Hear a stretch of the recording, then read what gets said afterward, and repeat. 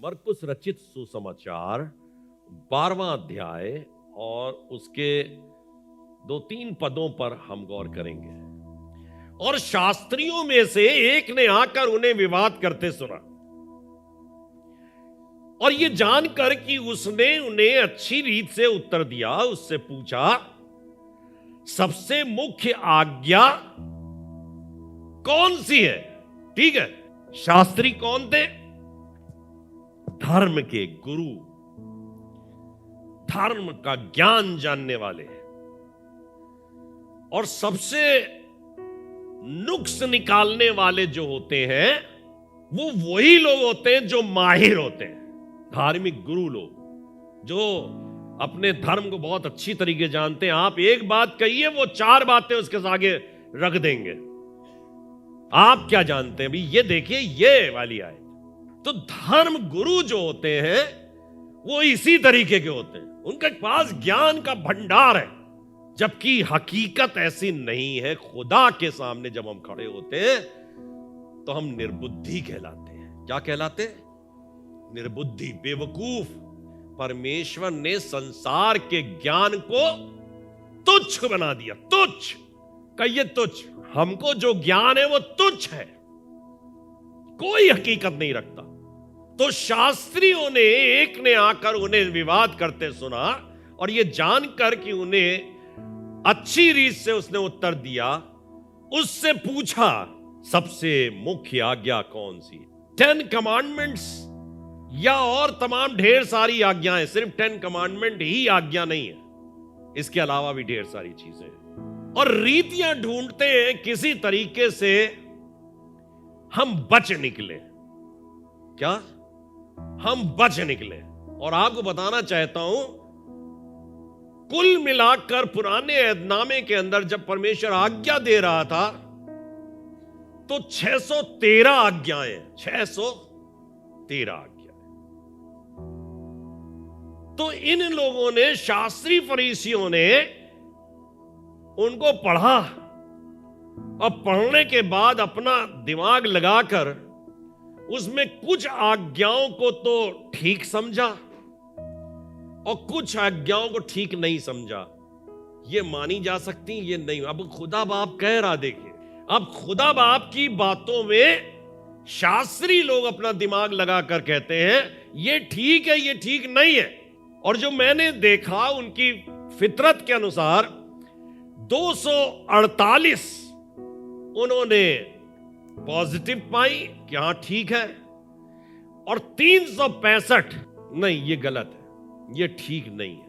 अब कई बार हम खुदा को भी समझाने लगते हैं। अब 248 जो ठीक थी, इनमें भी वो पशोपेश पड़े, भाई बहुत ज्यादा है। ठीक तो है लेकिन ज्यादा बहुत है। तो जाकर यीशु मसीह से कहने लगे कि गुरुजी ये बताइए, इसमें से कोई एक बताइए प्रमुख आज्ञा, जिससे सारा निपटारा हमारा हो जाए, खत्म हो जाए। हमको 248 पे घूमना ना पड़े, चक्कर लगाना ना पड़े, या 365 जो छोड़ दी थी वो भी निपट जाए इसी के अंदर। तब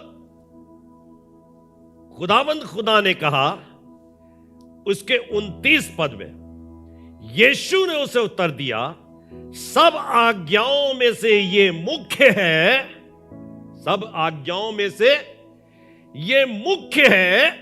आसान कर दिया रास्ता, आसान कर दिया। पुराने ऐदनामे का रास्ता आसान कर दिया। लेकिन शास्त्री लोग इतने निर्बुद्धि थे, वो खुदा को टेस्ट कर रहे थे। लेकिन खुदा बाप ने ऐसा तरीका दे दिया कि बेटा माननी तो तुमको पड़ेंगी 613 की 613, तुम उससे बच नहीं पाओगे। तो लिखा हुआ है कि सब आज्ञाओं में से ये मुख्य है, हे इज़राइल सुन, हे खुदा के लोगों सुनो। पहली चीज कि अभी तो तुम सुन नहीं रहे हो, टाल मटोल कर रहे हो। यह भी एक इंस्ट्रक्शन है, अभी आज्ञा तो शुरू ही नहीं हुई। लेकिन इंस्ट्रक्शन क्या दिया जा रहा है? हे इज़राइल सुन, क्या लिखा है?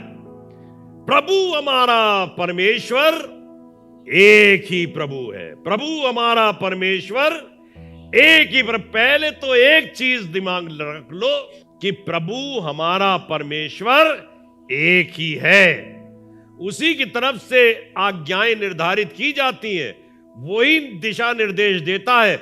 एक ही परमेश्वर है। आगे चलते हैं 30वें पद में, और यहां पे लिखा है तू प्रभु अपने परमेश्वर से, तू प्रभु अपने परमेश्वर से, क्या लिखा है? अब बोलिए क्या लिखा है?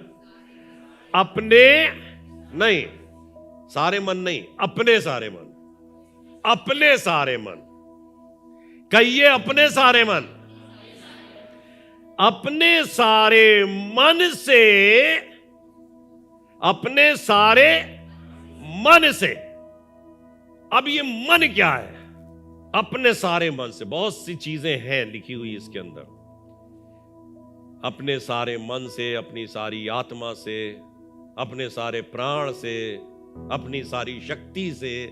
इसका मतलब ये सब अलग अलग चीजें हैं ना। अपने सारे मन से, कहिए अपने सारे मन से। जो हमारी इंसानियत है, जो हमारा जिस्म है, जो हमारे अंग प्रत्यंग है, जो हमारी ये पर्सनैलिटी है जो आपको दिख रही है, ये सारी चीजें अपने अपने डायरेक्शन में बढ़ना चाहती हैं। पांव कहीं और जाना चाहता है, आंख कुछ और देखना चाहती है, कान कुछ अलग सुनना चाहते हैं, हाथ कुछ अलग काम करना चाहते हैं। तो खुदा कह रहा है अपने मन को कुछ ऐसा केंद्रित कर दो कि तुम्हारे जिस्म की सारी अज़ाएं, जिस्म पूरी तौर से खुदा में एक हो जाए, वो खुदा की तरफ लग जाए। हाथ कुछ अलग काम करने की कोशिश ना करे, पांव कहीं और जाने की कोशिश ना करे, आंखें कुछ और देखने की कोशिश ना करे, कान कुछ और सुनने की कोशिश ना करे, जुबान मुंह कुछ और बोलने की कोशिश ना करे। पूरे शरीर के सारे अंगों से हम परमेश्वर से क्या करें? प्रेम करें।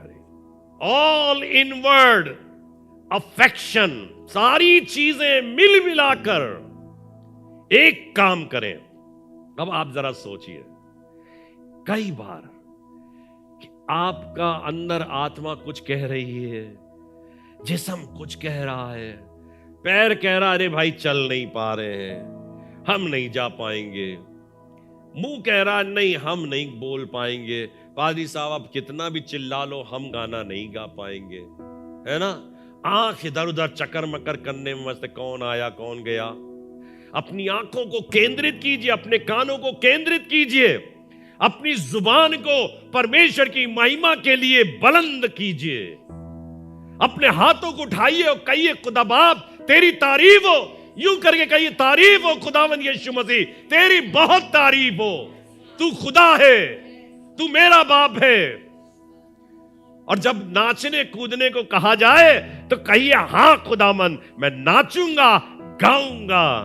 दुनिया के लोग अच्छे हो ना हो, लेकिन आपका खुदा बहुत अच्छा है। अपने सारे मन से कहिए, सारे मन से, सारे मन से। अब समझ में आ गया सारा मन क्या है? सारे मन से। और आगे लिखा है अपने सारे प्राण से, अपने सारे। अब ये प्राण से कैसे प्रेम रखेंगे? है? पढ़ा तो बहुत होगा आपने, लिखा कितनों ने कि घर में ये आयत लिखी हुई है? कोई बताएगा यहाँ पे? एक और बताइए, किसी घर में लिखी ये वाली आयत? पढ़ी कितने लोगों ने? पढ़ी कितने लोगों ने? वाह, पढ़ी तो वेरी गुड, याद है इसका मतलब। और ये बात अक्सर बोलते रहते हैं लेकिन शायद इसके ऊपर गौर नहीं किया। और ये मुख्य आज्ञा कही जाती, मुख्य आज्ञा है भैया अनिल भाई, मुख्य आज्ञा है। और यीशु मसीह ने शास्त्रियों को लपेट लिया इसके अंदर कि तुम हमसे बचने की कोशिश कर रहे हो। 613 में से अपने हिसाब से 248 एक तरफ निकाली और अपने हिसाब से 365 एक तरफ निकाली और कह रहे हो बच जाए। नहीं, अपने सारे मन से, और दूसरी चीज अपने सारे प्राण से, विद ऑल दाई सोल। कैसे ये सोल कैसे प्रार्थना करेगी भाई, उससे कैसे मोहब्बत करेगी? सोल अपने सारे प्राण से। आपको बता रहा हूं, प्राण भी करेगा। जब आपका अंग प्रत्यंग, जो आपका मन है, जो पहली बात लिखी हुई थी, जब वो मोहब्बत करेगी अपने खुदा से, प्यार करेगी अपने खुदा से, तो आपको बताऊं, पैर से कहना नहीं पड़ेगा कि तुम नाचो। पैर से कहना नहीं पड़ेगा कि तुम नाचो। हाथ से कहना नहीं पड़ेगा। शुरुआत तो होगी कि हाथ सिताइश करे, पहले तो यहां से कि हाथ तो सिताइश कर, लेकिन उसके बाद हाथ से कहना नहीं पड़ेगा, बल्कि ऑटोमेटिकली जब सिताइश की बात आएगी हाथ उठ जाएगा। ऑटोमेटिकली जब सिताइश की बात आएगी तो तालियां बजने लगेंगी, तालियां बजने लगेंगी। पहले तो कहा जाता, कहना पड़ता है ताली बजाओ, ताली बजाओ भाई, लेकिन फिर कहना नहीं पड़ता। खुदा से मोहब्बत में ताली बजने लगती है। खुदा से मोहब्बत में आदमी नाचने लगता है। इसको कहते हैं अपने सारे प्राण से। इसे अंग्रेजी में मैंने डिफाइन किया है कि कॉन्शियसली, मतलब मैंने एक चीज सीखी, practice makes a man perfect, और परफेक्ट डेवलप्स इन स्किलनेस। अपने आप ऑटोमेटिकली जो आदमी स्किल्ड हो जाता है किसी भी चीज का, उसे बताना नहीं पड़ता, उसे सिर्फ प्रॉब्लम बताओ, वो दूर से बैठे बैठे कह देगा वहां ये छू लो, ये ऐसा कर देना, ये नट टाइट कर देना। अब इसको और साधारण तरीके से बताना चाहता हूं। पादरी साहब, जब आप गाड़ी चलाते हो, कार चलाते हो, तो जब सामने कोई लड़का लड़की कोई आ जाता है, गाड़ी आ जाती है, तो पैर से कहना पड़ता है कि ब्रेक दबाओ। क्यों दबा देते हैं आप ब्रेक? कॉन्शियसली इसको इतना प्रैक्टिस में ले आए कि क्या पैर ऑटोमेटिकली एक जगह से उठेगा, एक्सीलेटर पे से इधर रख दिया जाएगा। इसके लिए बहुत सोचना समझना नहीं पड़ता कि कोई शख्स आपसे कहे अच्छा ब्रेक दबाओ, क्लच दबाओ, ये ऑटोमेटिकली होता। और एक तो चीज बहुत अच्छी आजकल निकल आई है, जो वाइपर होता, वाइपर जो शीशे पे चलता है, जब पानी बरसता है तो अब तो वो दबाने की जरूरत ही नहीं, वो अपने आप ही भन्न भन्न चलने लगता है। क्या हो गया? ये सब ऑटोमेटिकली हो रहा है। इसे कहते हैं अपने सारे प्राण से, कॉन्शियसली। आप इतना मगन हो जाइए, इतना उसके अंदर घुल जाइए, पानी के अंदर जैसे नमक घुल जाता है, शक्कर घुल जाती है। अब ना शक्कर रह गया, ना नमक रह गया, अब तो पानी ही पानी है, सब कुछ मिल गया। अब तो सब कुछ एक हो गया है। हम उसके अंदर खुदा में इतना रम जाएं। समझ में आ रहा है? कुछ पल्ले पड़ रहा है? बताइए, जिसको जिसको समझ में आ रहा वो अपना हाथ उठाए। Praise the Lord, hallelujah. अपने सारे मन से और अपने सारे प्राण से करने के लिए आपको मन से मेहनत करनी पड़ेगी। प्राण से तभी हो पाएगा, प्राण से वैसे नहीं होगा, क्योंकि प्राण कोई ऑर्गन नहीं है ऑर्गन नहीं है भाई। कोई अंग थोड़ी ना है जिसको पकड़ के कहें ये करो। प्राण तो अपना पता नहीं कहां बैठा, हमको तो खुद ही नहीं मालूम आज तक है, अंदर है। लेकिन इस प्राण को इतना एक्टिवेट करने की जरूरत है जो मन से होगी, जो मन से होगी। जब मन से काम करने लगेंगे, जिसमें दिल लग जाएगा, दिल लग जाएगा, कहिए दिल लग जाएगा, किसी काम को करने में दिल लग जाए। यहां पर हमको झाड़ू देने में दिल लग जाए, तब कहना थोड़ी ना पड़ेगा कि झाड़ू दो, हम अपने आप झाड़ू देने लगेंगे। गुनगुनाने के लिए कहना थोड़ी ना पड़ेगा, जब हमारा दिल लग जाएगा, कहिए दिल लग जाएगा। जब दिल लग जाएगा तो आप नगमे यूं ही गाते रहोगे। तीसरी चीज, और क्या लिखा भैया, और अपनी सारी बुद्धि से,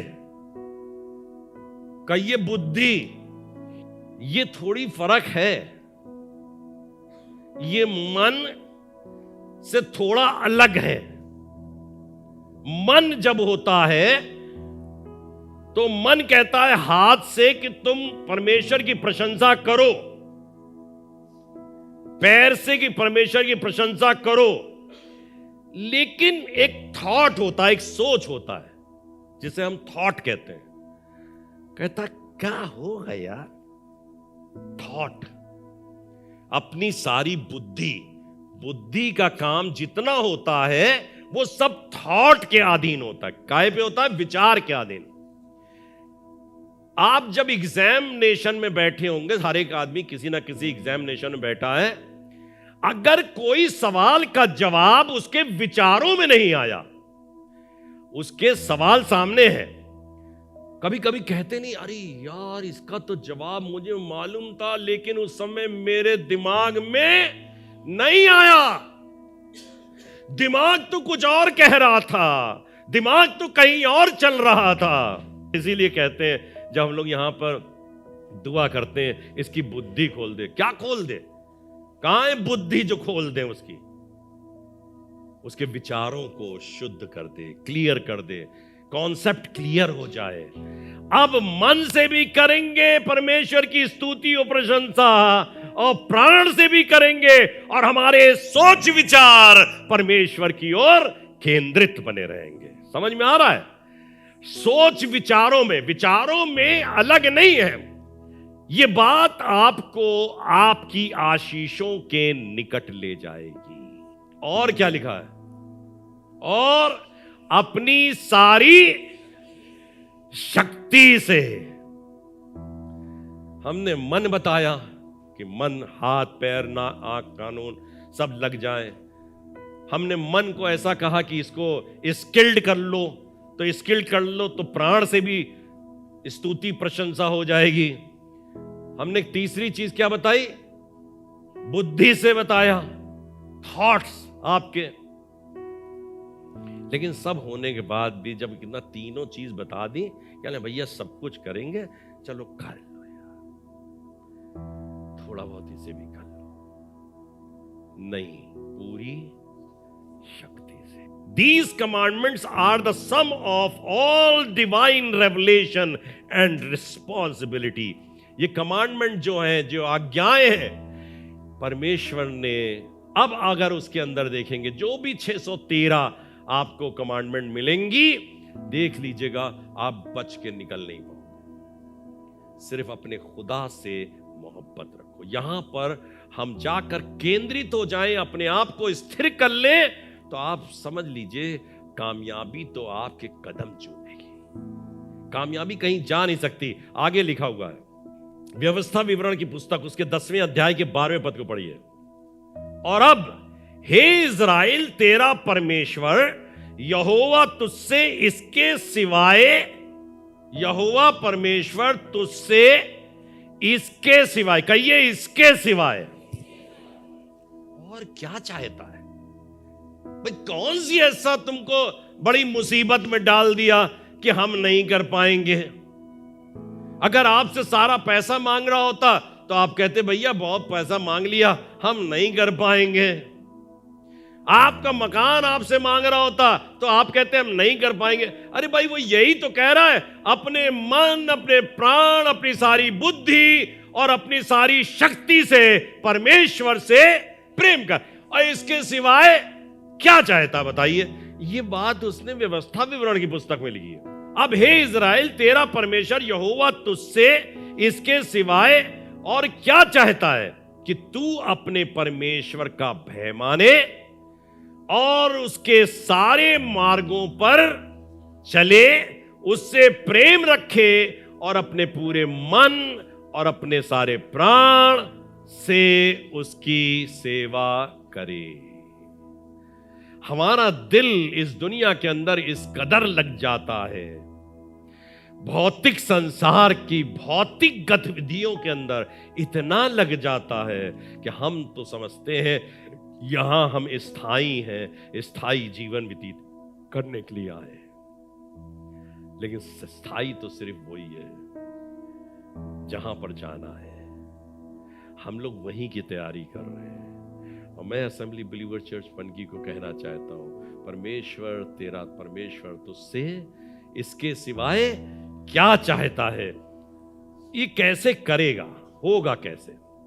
इसके लिए एक आयत मैंने ली है और वो है व्यवस्था विवरण 30 अध्याय और उसका 6 पद। यहां पे जब ये काम किया जाएगा तो बाकी सब चीजें हो जाएंगी। जब हम ये काम डिसअलाउ करते हैं तब हमारे ना प्राण से, ना हमारे मन से, ना हमारी बुद्धि से, ना हमारी सारी शक्ति से कुछ नहीं हो पाता।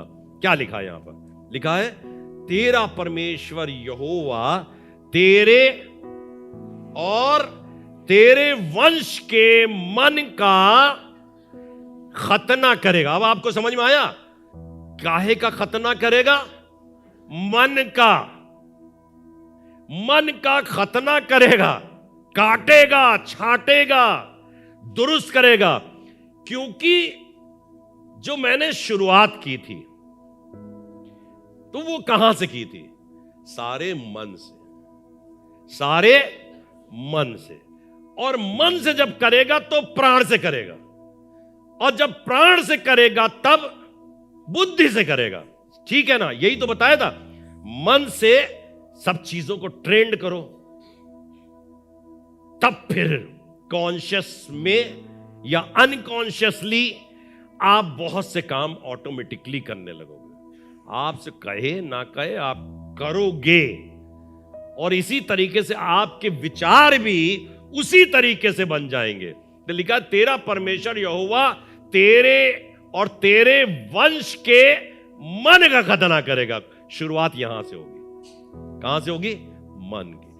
मन ये सब चीजों से ज्यादा हीलेबाज और लाइलाज है। ये मन बहुत विचलित करता है। मेरे मन का खतना कर दो। तो लिखा है, ना सिर्फ तेरा वरन तेरे वंश का खतना करेगा।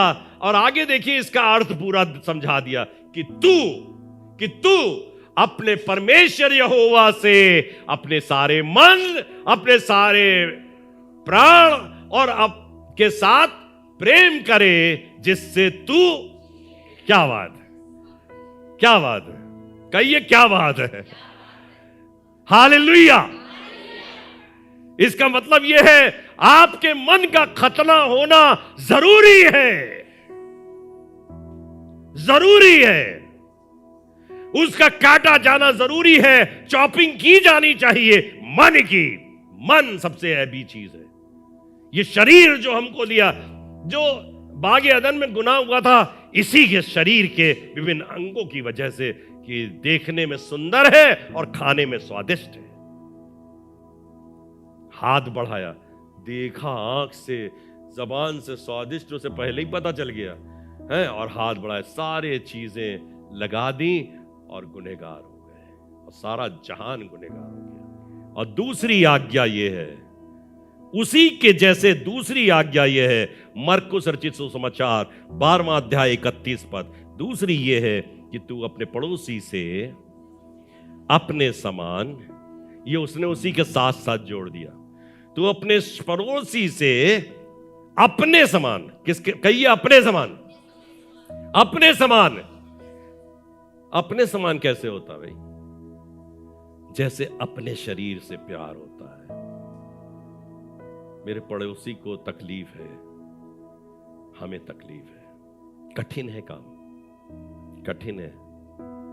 लोग कहते मरने दो दूसरे को, हमें क्या करना है। बहुत हमारे घर के सामने मोटरसाइकिल खड़ा कर जाता था, मना कर रहे थे, पानी बहा देता था हमारे पास। क्या लिखा है?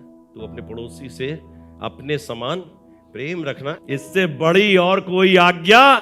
आज समझ में आया कैसे खुदा को आप खुश कर सकते हो। खुदा कैसे खुश होगा, ये टेक्निक बता दी, जल्दी हम बताते नहीं ये सब बातें।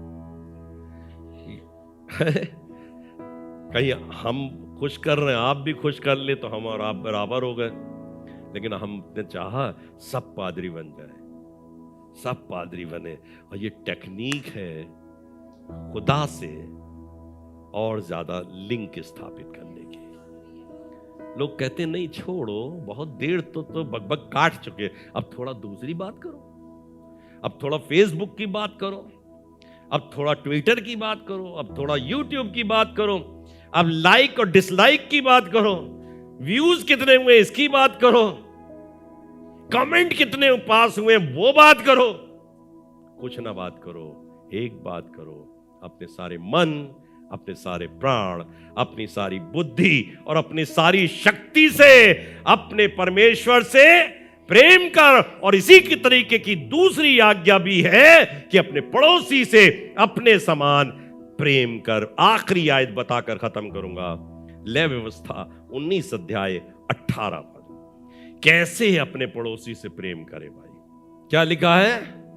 पलटा ना लेना, मतलब उसने आपके घर में पानी बहाया तो आप भी जाके उल्टी नदी बहा दो। अगर उसने कोई एक बात कही आप भी उल्टा कर दो। पलटा ना लेना, कहिए पलटा ना लेना। और क्या लिखा है? और ना अपने जाति भाइयों से बैर रखना। लोग चूकते नहीं, सही बता रहा हूं, बड़ा प्रैक्टिकल एक्सपीरियंस है मेरे पास। ना अपने जाति भाइयों से बैर रखना, परंतु एक दूसरे से अपने समान प्रेम रखना। और फिर बाद में क्या लिखा? मैं यहोवा हूं। मैं, ये सेंटेंस कुछ फिट नहीं बैठ रहा है। यहां पे प्रेम रखना, मैं यहोवा हूं, लेकिन ये आज्ञा है और खुदा बता रहा है मैं यहोवा हूं जो तुमसे कह रहा हूं। खौफ खाना इस बात से, डर के रहना। मैं आज आपसे कहना चाहता हूं, हम शास्त्री और फरीसियों की तरह ना बने कि कुछ मानेंगे और कुछ नहीं मानेंगे। लेकिन सबसे प्रमुख आज्ञा यह है कि अपने सारे मन, अपने सारे प्राण, अपनी सारी बुद्धि और अपनी सारी शक्ति से अपने यहोवा से प्रेम रखना। और उसी के समान यह है अपने पड़ोसी से अपने समान प्रेम रखना। इससे बड़ी कोई आज्ञा